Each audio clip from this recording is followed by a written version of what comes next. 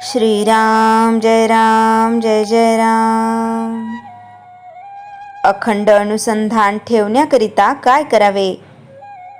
भगवंताने आपल्याला बुद्धी दिली आणि ती चालवून आपण काम करतो, म्हणजे भगवंतच आपल्याकडून सर्व कर्मे घडवीत असतो. त्याच्या प्रेरणेनेच सर्व घडते आहे अशी भावना प्रत्येक कर्मात ठेवली म्हणजे भगवंतावर प्रेम जडते. जे काही करायचे ते भगवंताकरिता करावे, म्हणजे पाप पुण्याची बाधा आपल्याला होणार नाही. एकदा कबीराच्या घरी पाहुणे आले. घरात तर त्यांना जेव घालायला काही नव्हते आणि अतिथीला भगवत स्वरूप पाहावे असे शास्त्र आहे. तेव्हा कबीराने त्यांना पुरेल इतक्याच धान्याची चोरी केली. चोरी करणे हे वाईट असले तरी ती भगवंताकरिता केल्यामुळे तिचे पाप त्याला नाही लागले.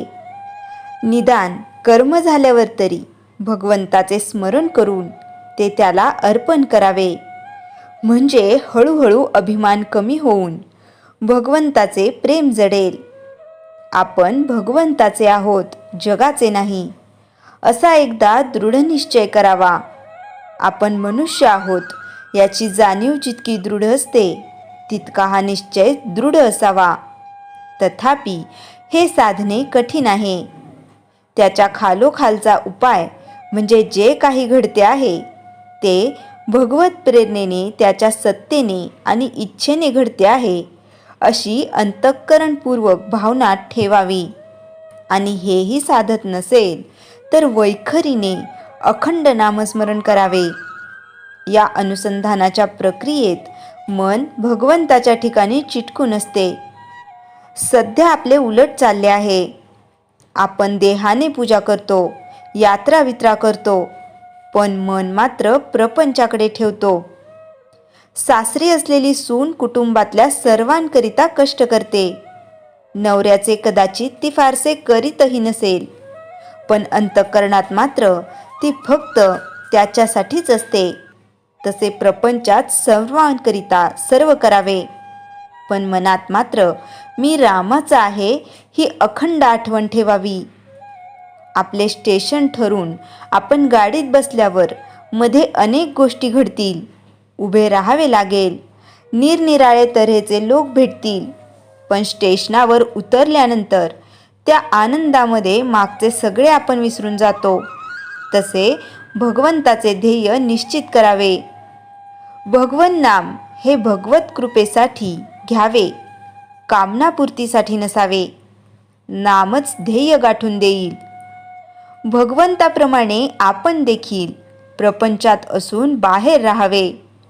आपल्या देहाकडे साक्षीत्वाने पाहायला शिकावे, पण ते साधत नसेल तर व्यापात राहून अनुसंधानात असावे. वाचलेले विसरेल, पाहिलेले विसरेल, कृती केलेली विसरेल, पण अंतःकरणात घट्ट धरलेले भगवंताचे अनुसंधान कधी विसरायचे नाही. श्रीराम जय जय राम. चैतन्यवाणी कलियुगात अवतार नसला तरी नामावतार आहे आणि तोच खरा तारक आहे. श्रीराम जय जय राम. अमृतधारा. एकदा उद्धवाने श्रीकृष्णाला विचारले की शास्त्रात भगवंताला प्राप्त करण्याचे अनेक साधने सांगितली आहेत. प्रत्येक साधनाचे अतिशय महत्त्व वर्णन केलेले आहे. मग तुला भगवंताला प्राप्त करून घेण्याचा खरा मार्ग कोणता? तेव्हा श्रीकृष्णांनी उद्धवाला सांगितले की भक्ती हेच साधन खरे साधन आहे. एक भक्ती असेल तर इतर कशाचीही जरुरी नाही. एक भक्ती नसेल तर इतर सर्व असून उपयोग नाही.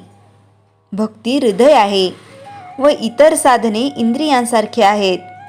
भक्ती म्हणजे भगवंताबद्दल अत्यंत प्रेम, म्हणजे मनाने सर्वस्वी भगवंताचे होणे. गोपी अशिक्षित होत्या, पण त्यांच्या इतके भगवंताला कोणी आपलेसे केले नाही. भगवंताचे प्रेम पाहिजे ते लागत नाही, म्हणून विषयाचे प्रेम लागते. ते प्रेम लागले की इतर प्रेम लागणार नाही. सर्वांनी नाम घ्यावे, व नामाचे प्रेमच भगवंताजवळ मागावे, दुसरे काही मागू नये. भक्ती म्हणजे प्राण व इतर साधने इंद्रियांसारखे आहेत. एखादे इंद्रिय नसले तर अडत नाही, पण प्राण नसला तर सर्व इंद्रिये असूनही उपयोग नाही.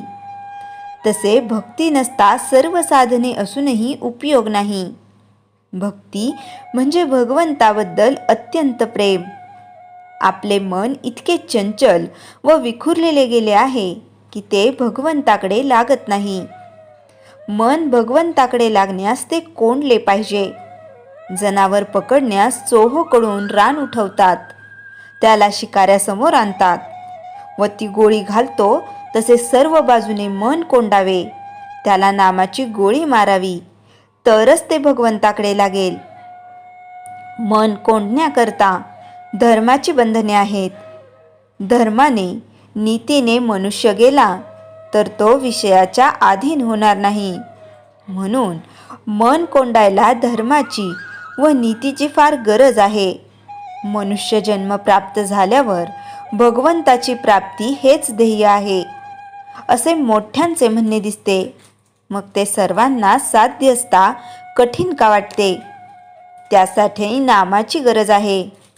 काळजी काळाच्या हातात देते, तसे नाम भगवंताच्या हातात नेऊन सोडते. मनुष्याकडून चुका होत असतील पण सुधारण्याची शक्यता आहे. जर मनुष्य चुका सुधारणार नसेल तर त्याचे कर्तृत्व राहिले कोठे? कर्तृत्व चुका सुधारण्यात आहे. परमेश्वर पूर्वीचे विसरतो, पण नेहमीच चुकत जाणे हे खरे नाही.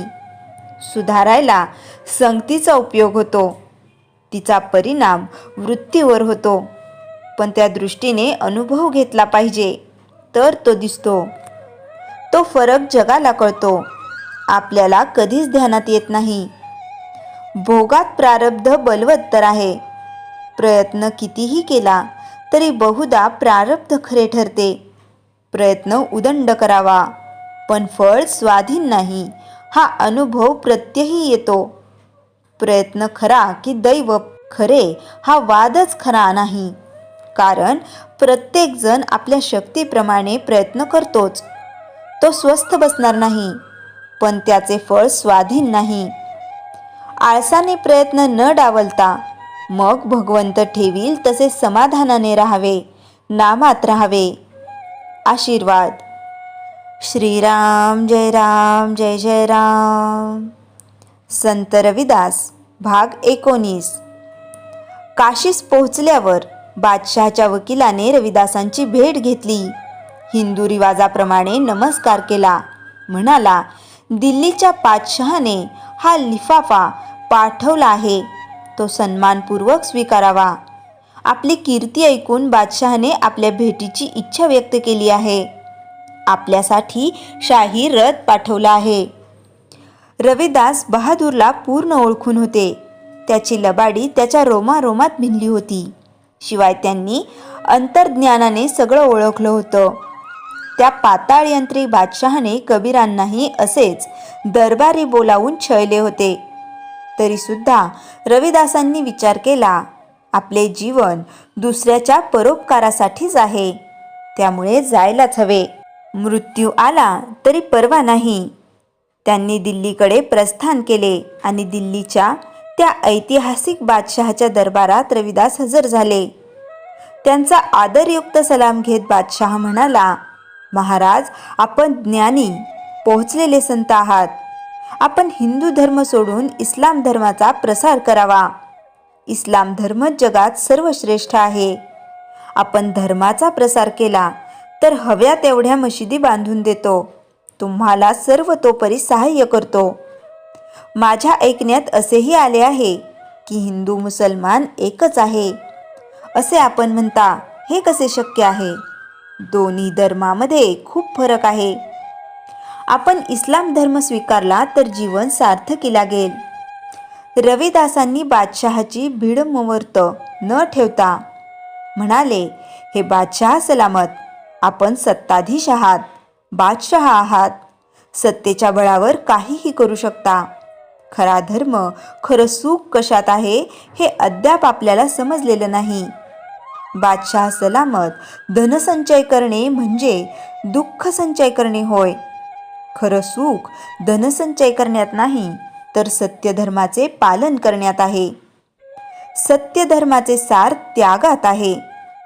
सत्यधर्म म्हणजे मानव धर्म, आणि मानव धर्म सर्वश्रेष्ठ आहे. आपल्याला वाटते की मस्जिद अल्लाचा वास असतो. हे तुमचे अज्ञान आहे. मी देवाला भेटायला कुठल्याही मंदिर मस्जिदीत मध्ये जात नाही. माझे मनच माझे मंदिर मस्जिद आहे. माझे मस्तक फक्त जिथे ईश्वराचा निवास आहे तिथेच लवते, आणि ईश्वर प्रत्येक ठिकाणी आहे, प्रत्येकाच्या अंतःकरणात आहे. फक्त त्याला शोधण्याची नजर हवी. तुमची नजर विलास जीवनामुळे, भौतिक अहंकारामुळे आणि उच्च नीच भेदामुळे दूषित झाली. आपण सर्व त्या परमेश्वराची लेकरे आहोत. कोणी श्रेष्ठ, कोणी कनिष्ठ नाही. हिंदू मुसलमान यांच्या शरीराची ठेवण सारखी आहे, तर तो वेगळे कसे? दोघेही एक समान, एकरूप आहेत. कोणीही श्रेष्ठ नाही. रविदासांची परखड वाणी व बादशहाला अज्ञान म्हटल्याचा त्याला खूप राग आला. डरकाळी फोडत म्हणाला, हे रविदासा, तू वायफळ बडबड करून मला क्रोधित केलेस. तू बऱ्या बोल्याने मुसलमान हो, नाहीतर मरणाला तयार हो. बादशहाला क्रोधित पाहून रविदासांवर काही परिणाम झाला नाही. उलट शांत स्वरात रविदासजी म्हणाले, जहापना, आत्मा अविनाशी आहे. माझे शरीर मारले तरी माझ्या आत्म्याला तुम्ही मारू शकणार नाही. रविदासांचे निर्भीड बोलणे ऐकून बादशाह अधिकच संतापला. त्याने आदेश दिला, याला बंदीगृहात टाका. जनग्य यातना देऊन याचे गर्वहरण करा. घेऊन जायाला. रविदासांना हातकड्या घालून कारागृहात नेले. त्यांचा अनवनीत छळ करण्यात आला. त्याही परिस्थितीत त्यांचे देवाचे नामस्मरण चालूच होते. साखळ दंडामुळे हात जोडता येत नव्हते. बादशाह आपल्या बिछाण्यावर सारखा तळमळत होता. त्याच्या नजरेसमोर रविदासांनी दिलेली करारीपणे बाणीदार दिलेली उत्तरे आठवत होती. बऱ्याच वेळाने बादशाह झोपी गेला.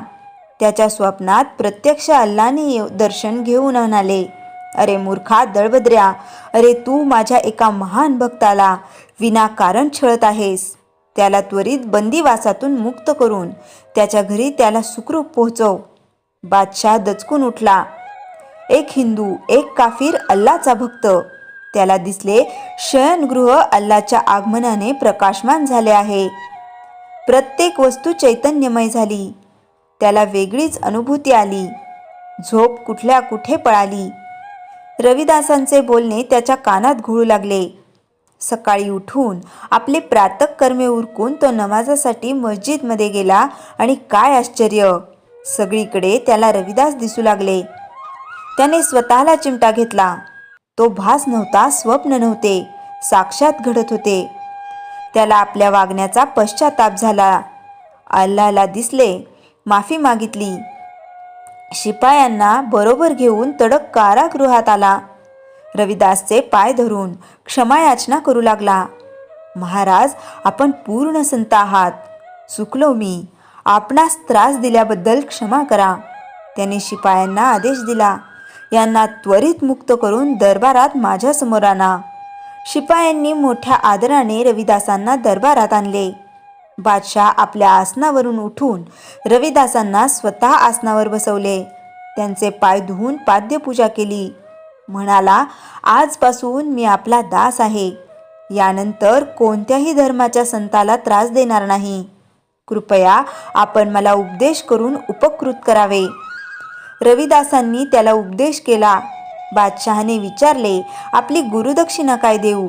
रविदास म्हणाले, ऐसा चाहो राज में जिसमें मिले सबन को अन्न. छोट बडो सम बैसे रविदास रहे प्रसन्न. बादशाह, तू असं राज्य कर की राज्यातील सर्वांना अन्न, वस्त्र, निवारा मिळेल. सर्व सामान असतील. सर्व सुखात आनंदात राहतील. हीच माझी गुरुदक्षिणा. नंतर बादशहाने रविदास महाराजांचा मोठा सन्मान केला. आणि अतिशय आदराने रथात बसवून काशीला रवाना केले. संकलन व लेखन मीनाक्षी देशमुख. श्रीराम जय राम जय जय राम. जयाच्या जनी जन्मनामार्थ झाला, जयाने सदा वासनामात केला. जयाच्या मुखी सर्वदा नाम कीर्ती, नमस्कार तया ब्रह्मचैतन्य मूर्ती. श्रीराम जय जय राम. जानकी जीवन स्मरण जय जय राम.